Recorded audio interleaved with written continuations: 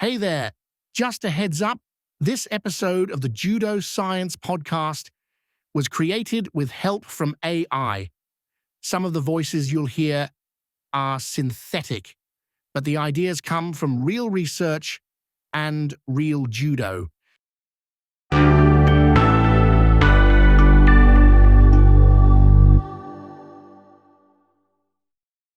Welcome to The Deep Dive, the show where we take complex evidence and, well, we try to extract a blueprint for success. Today, we're stepping onto the mat and getting into the incredibly high-octane world of elite judo. I just want you to picture it for a second. Yeah.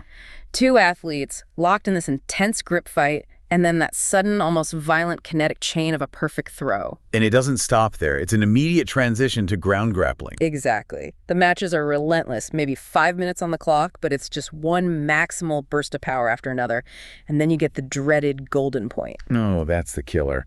A match can suddenly stretch to over 10 minutes. It's an absolutely exhausting athletic reality. And these elite judo athletes, the EJA, they're often fighting multiple times in a single day. The physiological demand is, it's just off the charts. It really is. And the challenge for strength and conditioning coaches has always been this relative scarcity of really solid sport-specific evidence to build a plan from.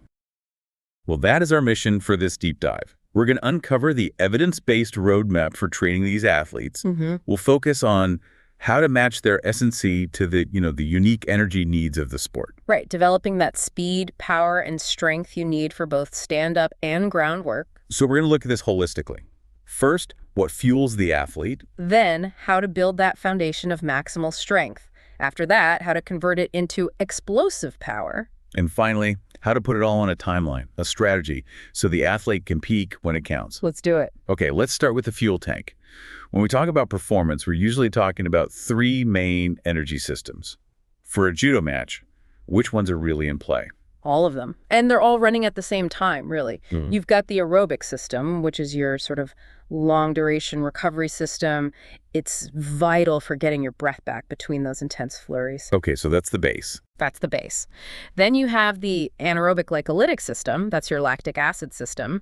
It gives you huge power for, say, 30 to 60 seconds, but it also produces a ton of fatigue. And then there's the third one. And this one is probably the most critical for judo, the ATP-CP, or a lactic system. That's your immediate explosive power, your 5-second all-out burst for a throw. No oxygen needed, just pure instant force. And the structure of a competition with multiple fights means you need that explosive burst, and then you need to recover fast, over and over again. Exactly. The research on the work-to-rest ratio is pretty punishing. What does it look like?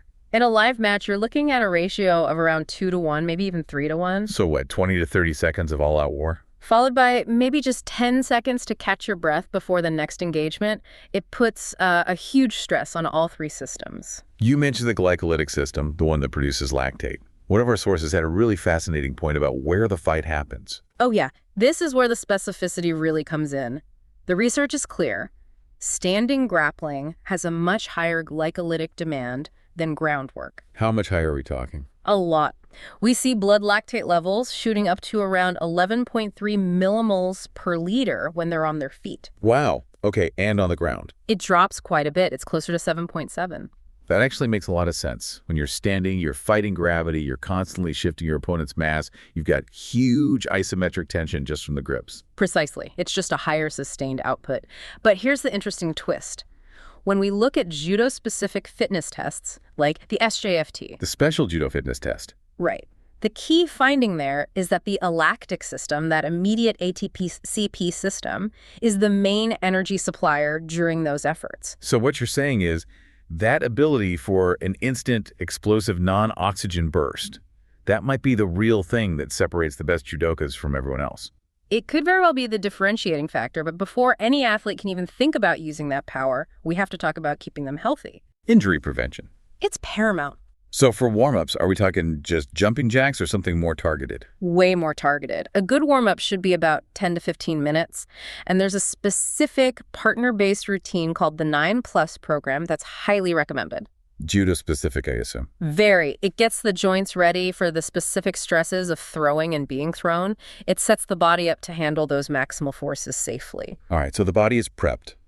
Let's talk about building the engine. The literature is unanimous on the need for heavy strength training, or HST. Yep. Heavy lifting. We're talking about working above 80% of your one repetition max. And why is this so non-negotiable? Why can't you just start with explosive, fast stuff? It's sequential. You have to do the heavy work first. HST is the only way to really recruit your high threshold motor units. Okay, break that down. High threshold motor units. Think of them as the big engines in your muscles. They control the fibers that produce the most force. Heavy lifting is what teaches your nervous system how to turn them on, and that, in turn, improves your rate of force development, your RFD. Rate of force development, so how fast you can become strong. Exactly. A throw happens in a blink. You can be the strongest person in the world, but if your RFD is poor, you're just too slow. HST builds the foundation of pure strength, and then the power phases teach you how to use it quickly. The goal, then, is to build what they call a strength reserve. And the sources mentioned a benchmark, something like a back squat of 2 times your body mass. It's a huge benchmark, yeah. And achieving it helps with power development across the board. But for EJA, you have to be careful. The weight class. The weight class. You want the strength without the extra muscle mass, the hypertrophy. That could push you up a category. It's a fine line to walk. Which makes the specificity of the training even more important. It's not just about lifting heavy, right? The sources really hammered home the importance of trunk strength. It's absolutely imperative. Your trunk, your core, is the transfer point for all that force. Medalists consistently show greater trunk extensor strength. If your core is weak, all the power you generate in your legs just leaks out before it gets to your arms. There was a great analogy in one of the papers about this. It said to think of yourself as a corkscrew. I love that one because a judo throw is never just a straight vertical lift. There's rotation, flexion, extension all happening at once. Your training has to reflect that. High velocity pulling, but with that multi-planar rotation. And what about the range of motion? You're not always in a perfect squat stance on the mat. Almost never. You're in semi-flexion, full flexion, all these awkward positions. So your strength program has to include both full and partial range of motion lifts. You can't afford to have a weak spot at a specific joint angle. Finally, let's touch on the eccentric phase of a lift, controlling the weight down. Why is that so crucial here? It does 2 big things. First, it's key for power. A strong eccentric phase loads up the muscle for a more explosive concentric or lifting phase. It's part of that stretch, shorten cycle. And the second thing? Injury prevention, maybe even more important. Being able to absorb force eccentrically is what protects your knees and hamstrings from those non-contact soft tissue injuries when you're resisting an opponent's attack. Okay, so that heavy strength base is in place. Now we shift gears. We move into maximizing peak power output, or PPO. Right, and PPO is developed all across what we call the force velocity curve. The force velocity curve. Let's make that simple for everyone. Sure. Think of it like this. Force is the weight on the bar, and velocity is how fast you can move it. The curve just shows that as the weight gets lighter, your speed goes up, and as it gets heavier, your speed goes down. And PPO is the sweet spot in the middle. Exactly. It's that perfect mix of force and velocity that creates the most explosive output. And what's interesting is that the best weight for developing PPO actually depends on how strong you already are. It is a bit counterintuitive, but it's a critical point. Stronger athletes actually generate their peak power with heavier loads, maybe around 40% of their 1 rep max. Weaker athletes might need to go much lighter, like 10%, just to be able to move fast enough. And for these elite judo athletes, who are already very strong, the sweet spot is generally in that 40 to 80% range for the lower body. beyond just lifting weights, plyometrics were highlighted as absolutely essential. Oh, non-negotiable. Plyos are what train that rapid stretch, shorten cycle, that ability to quickly drop your center of gravity and then immediately explode upwards. That's the core of an explosive throw. And there was some pretty compelling evidence on this. Yeah, one study showed that just 4 weeks of plyometric training improved power by almost 27% and velocity by 19% in young elite judoka. Those are game-changing numbers in a month. To really get the most out of this, coaches use some advanced techniques, like contrast loading. Contrast loading is a great tool. You pair a really heavy lift, say over 80%, or even an isometric hold. So pushing against an immovable object. Right, and you follow that immediately with a high-velocity movement, like a box jump. The heavy lift doesn't cause fatigue. It actually potentiates the nervous system. Like a wake-up call for the muscles? That's a perfect way to put it. It's called post-activation potentiation. The heavy lift tells your nervous system, hey, we need maximum recruitment here.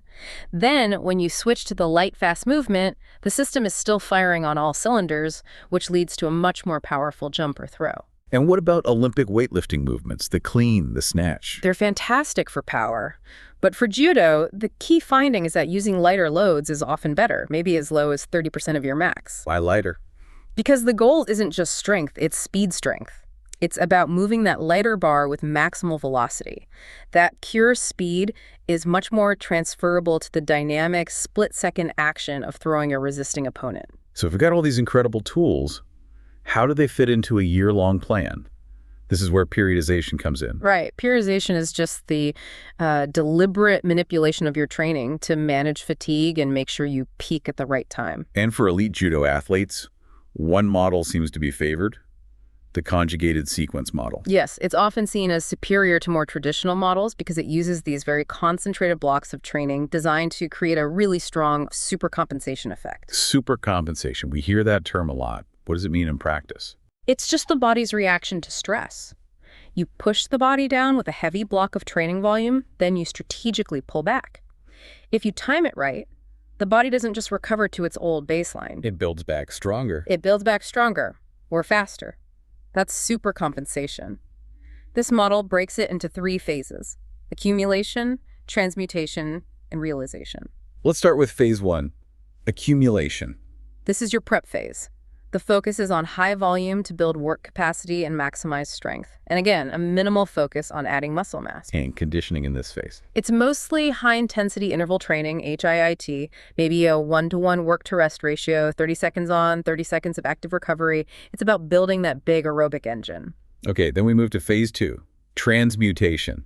This sounds like where the change happens. This is where you develop that peak power output. You start to systematically reduce the overall training volume to allow for some recovery, but the intensity goes way up. We maintain maximal strength, but this is where you're heavily using things like contrast loading and cluster sets. You're transmuting that strength into power. Precisely. And the conditioning gets nastier too. HIIT volume goes down, but the intensity becomes super maximal.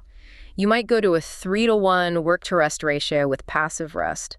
It's designed to mimic the brutal demands of a real match. And that leads to the final stage, phase 3, realization. This is the taper, right? This is the taper. It becomes highly sport-specific. Volume drops drastically, maybe by 40 to 60% from the accumulation phase, but the intensity stays high. That massive drop in volume is what allows the body to finally supercompensate.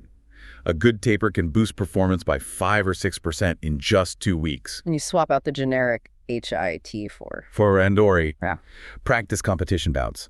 At maximum intensity, it ensures the athlete is mentally and physically dialed in for the exact timing and demands of a real fight. We actually saw this block model tested in a recent study on Elite Junior EJA. After the first 8 weeks of strength work, the results were pretty impressive. They were. Upper body 1 rep max went up by over 10% and lower body by over 8%. That's a fantastic foundation. But then came the interesting part. The 4-week power block. They directly compared traditional sets against cluster sets. Yeah, the goal was to see if one was better at turning all that new strength into real, usable power. So what was the big finding? Were cluster sets superior? This is what's so fascinating. They weren't. There were no statistically significant differences between the 2 groups in strength gains or in their vertical jump performance. So if there's no statistical advantage, what's the practical takeaway for a coach? Why bother with closer sets? The takeaway is flexibility. It gives the coach another tool in the toolbox. Even if it wasn't statistically better, it was just as effective. And because of those little rests, it can help manage an athlete's total fatigue load while still getting a great training stimulus. For an athlete who is constantly training and competing, managing fatigue is everything. Speaking of managing fatigue, monitoring the athlete is crucial. Overtraining is a constant threat. A huge threat. And the sources suggest moving away from a common tool, the REST-QS, and towards something called the MTDS. Right, a change. It's all about practical application and adherence. The REST-QS is a great questionnaire, but it has 76 questions. 76? Every day? I wouldn't do that. Nobody would, not consistently. Long-term adherence gets killed by that kind of paperwork. The MTDS, the multi-component training distress scale, only has 22 questions. Much more manageable. Way more manageable, so coaches actually get the data.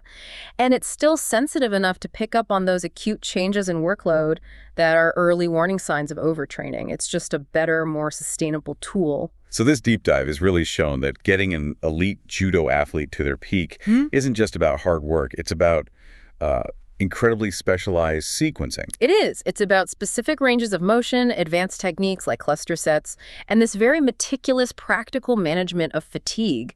We've seen how that conjugated sequence provides a really tailored approach for this sport. Which brings us to our final thought for you to explore. The data suggests that explosive elactive power might be the key differentiator for the absolute best judokas. It's what wins the throw. So the question is, should training programs risk compromising an athlete's aerobic base to absolutely maximize that top-end speed strength? Or does the absolute need for rapid recovery between matches mean that aerobic capacity always has to be the priority? It's the ultimate trade-off in adaptation. How much recovery are you willing to sacrifice for that single moment of explosive power? Thank you for joining us for this deep dive into the elite judo athlete's blueprint. We'll see you next time.